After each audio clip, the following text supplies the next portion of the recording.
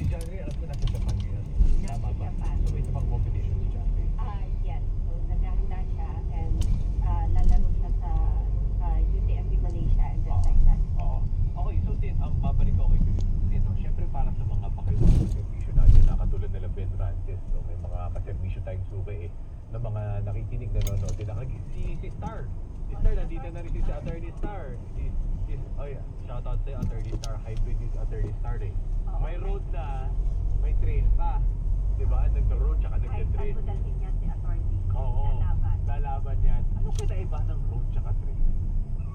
Ang unang-unang kaibahan is yung, of course, yung nature ng terrain na tinatakbuhan mo. Kailangan, so hindi siya even, and then may mga obstacle, natural obstacle na kailangan i-overcome. Ano na ang kaganapan dito sa amin?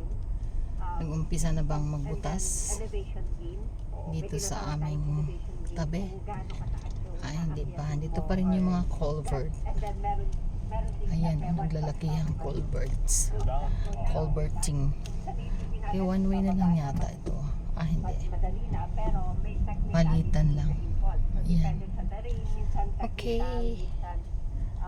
Okay, okay. Hello, hello. May mga ganon na Hello, hello. kailangan mong paghandaan. Hello, hello, hello, hello. We're sa road running. Whereas every 2 kilometers may support ka. Ito, kailangan mong dalhin. Kailangan self-sustain ka.